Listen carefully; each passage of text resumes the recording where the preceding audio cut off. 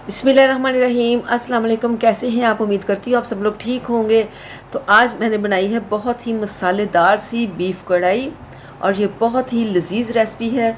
इतने मज़ेदार सी रेसिपी है कि आप इसको बिना किसी नान के चपाती के भी खाएंगे तो आपको बहुत मज़ा आने वाला है। तो चलिए शुरू करते हैं इसको बनाना। बिस्मिल्लाहिर्रहमानिर्रहीम। मेरे पास है हाफ़ केजी बीफ, जिसको मैंने अच्छे से धो लिया था और इसके बाद मैंने इसको ऐड कर दिया है कढ़ाई के अंदर। और एक अदद मैंने छोटी साइज़ की प्याज ली है, जिसको मैंने बारीक काट लिया है। और 1 टेबलस्पून भर के मैं इसमें ऐड करूँगी अदरक और लहसुन कुटा हुआ। और इसके साथ शामिल करूँगी 1 बड़े साइज़ का टमाटर। और इसके साथ ही इसमें शामिल करूँगी यहाँ पे 2 से 3 बारीक कटी हुई सब्ज़ मिर्च और एक छोटा टुकड़ा इसमें दालचीनी का ऐड करूँगी।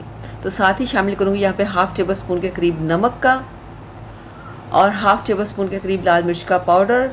थोड़ी सी इसमें जाएगी हल्दी और 1 गिलास भर के इसमें मैंने पानी ऐड करना है। पानी आपने इतना डालना है कि जो गोश्त से ऊपर होना चाहिए।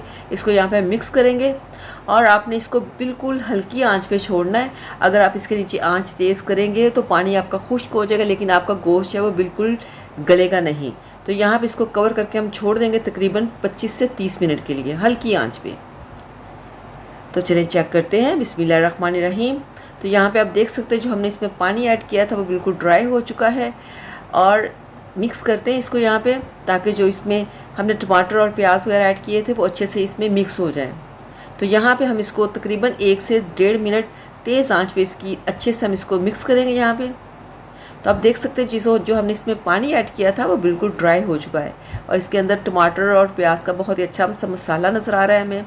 तो हाफ़ कप इसमें डाल दूँगी मैं कुकिंग ऑयल। कुकिंग ऑयल डालने के बाद हमने इसको यहाँ पे अच्छे से भूनना है। बहुत ही अच्छे से हमने यहाँ पे इसकी भुनाई करनी है। यहाँ तक हमने इसकी भुनाई करनी है कि जिसमें आपको पानी नज़र आ रहा है बिल्कुल ड्राई हो जाना चाहिए और जो इसका ऑयल है वो बिल्कुल सेपरेट नज़र आना चाहिए।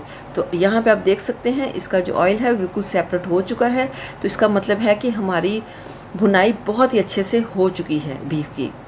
तो यहाँ पे आप देख सकते हैं हमारा जो मसाला है बिल्कुल दानेदार सा लग रहा है।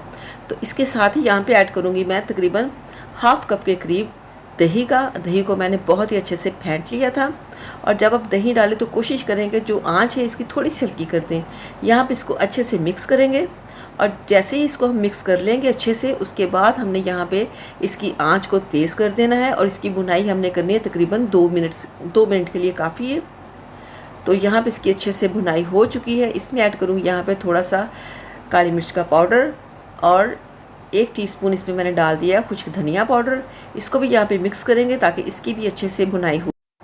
मसालों की जितनी अच्छी भुनाई होगी आपका जो मसाला है वो उतना ही दानेदार सा बनेगा।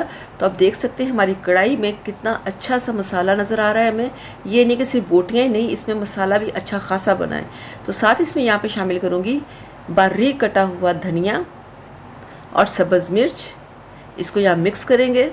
तो आप देख सकते हैं हमारी जो बीफ कढ़ाई है बनके बहुत ही मज़े की ये तैयार हुई है। तो इसमें बीफ कढ़ाई की जान, बारीक कटी हुई सब्ज़ मिर्च और बारीक कटा हुआ अदरक। तो चलते हैं इसकी फ़ाइनल लुक की तरफ। तो अल्हम्दुलिल्लाह आप देख सकते हैं हमारी बीफ कढ़ाई बनके बिल्कुल तैयार है। और इसका मसाला चेक करें कितनी मज़े की लग रही है, मसालेदार सी हमारी कढ़ाई बनके तैयार हुई है। तो चले हम इसको टेस्ट करते हैं।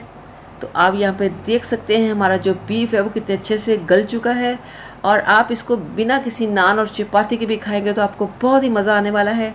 तो अगर आपको मेरी ये रेसिपी पसंद आए तो मेरे चैनल को सब्सक्राइब कीजिएगा, वीडियो को लाइक कीजिएगा, दुआओं में याद रखिएगा। अल्लाह हाफिज़।